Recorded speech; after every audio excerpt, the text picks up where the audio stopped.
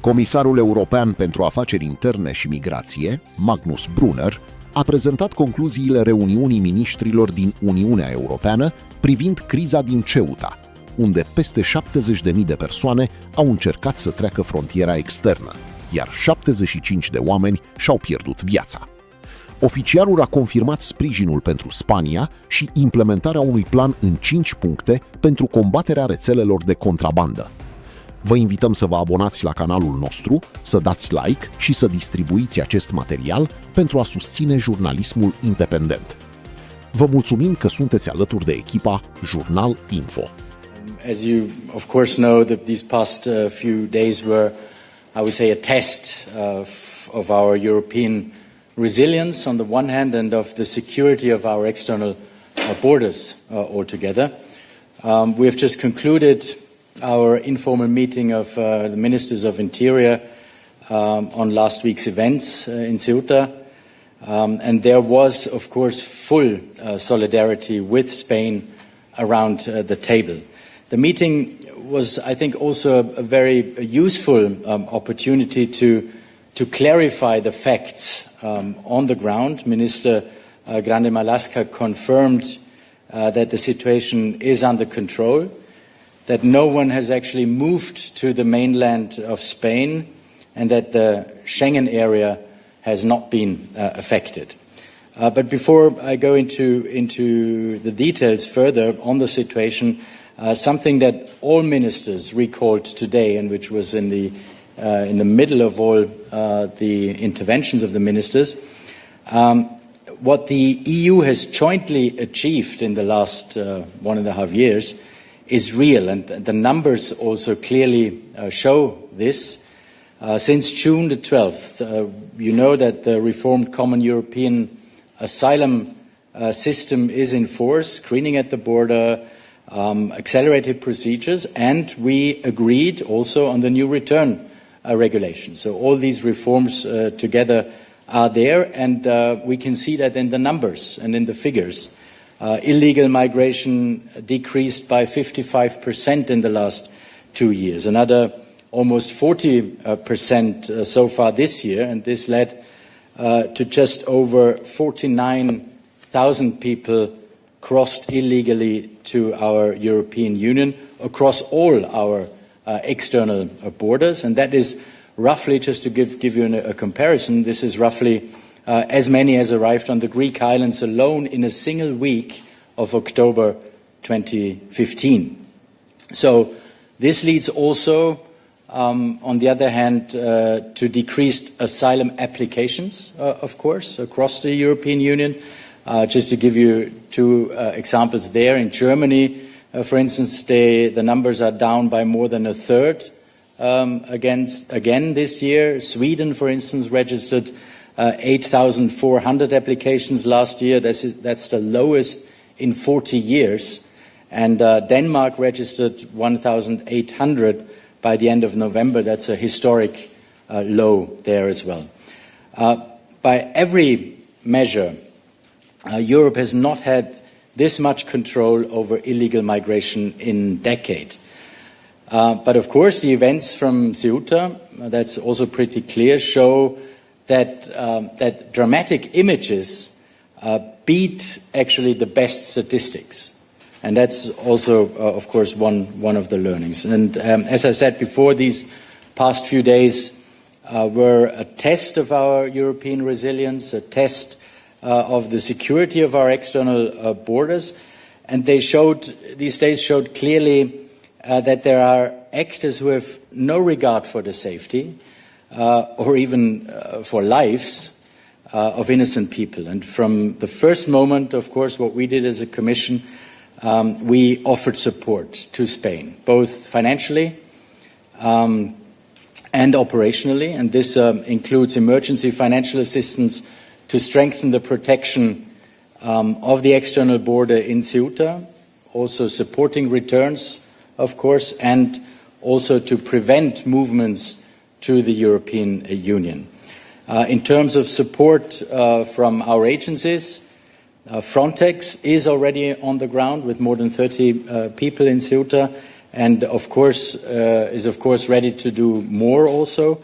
And also other EU agencies like Europol, like our asylum agency, stand ready to assist Spain.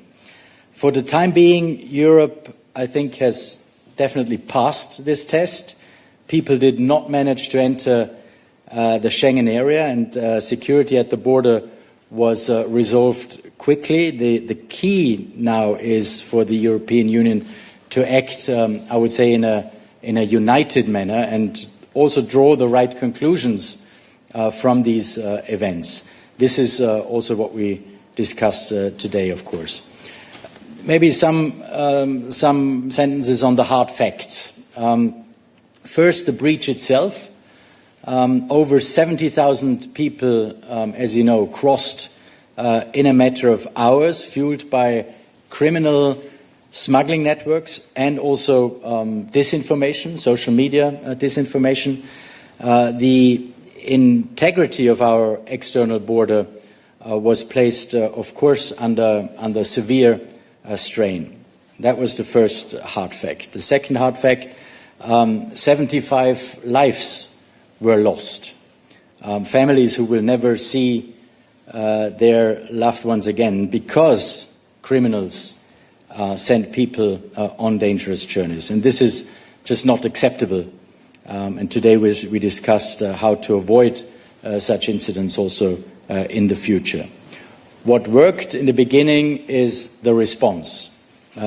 First, Spain today again confirmed, as I said before, that practically all those who entered Ceuta have now returned. People did not cross from Ceuta into mainland Spain and into continental Europe. The integrity of the Schengen area was preserved, and that is the result of a sustained cooperation between Spain, Morocco, and the Commission over the recent days. And I want to acknowledge it clearly and thank Spain also and the administration in Ceuta for restoring order and to work closely with Morocco to ensure the swift returns. Secondly, our new European rules and on borders and on migration means we have a robust system in place to safeguard our security, to safeguard Europe's security. And this includes swifter procedures at the border, especially for countries on the EU list of safe countries of origin, like Morocco is. Morocco is part of this safe countries of origin list. And I also welcome the further deterrent action Spain and Morocco have taken to prevent additional illegal arrivals, including reinforced surveillance, for instance, of the maritime border. What are the lessons learned from this? This is also was one of the main discussions, of course, today as well. First of all, and we all agreed on that this morning, it's about the full implementation of our new rules. That is key, full implementation of the pact. Faster procedure under our new rules on migration, including screening, border procedures and swifter returns.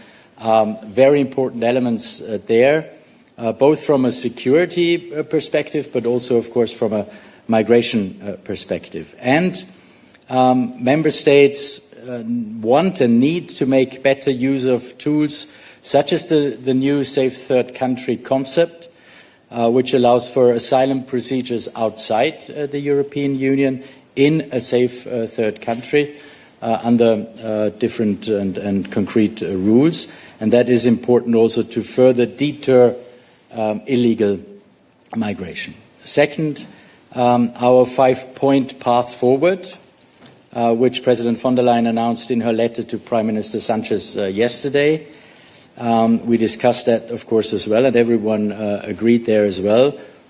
These 5 points, shortly, one is to continue preventing illegal migration through stronger cooperation with our partners and neighbors. We call it migration diplomacy, going beyond migration management.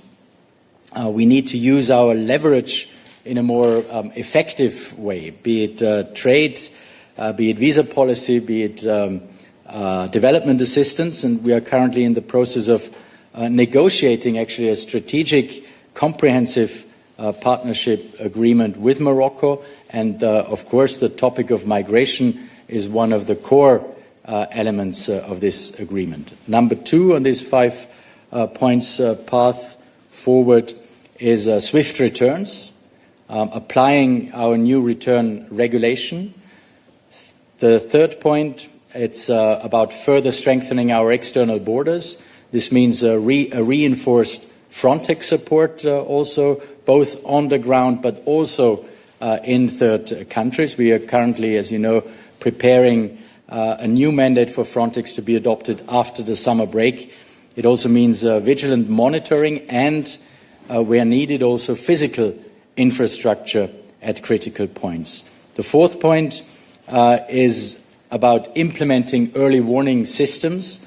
We must strengthen our capacity to follow misinformation trends, for instance, on social media, working hand in hand with Europol and all the other EU agencies. And the 5th point on that plan is about dismantling the smuggling networks. We urgently have to adopt the global sanctions regime against migrant smugglers. We proposed that in early July already, to have more tools to stop them.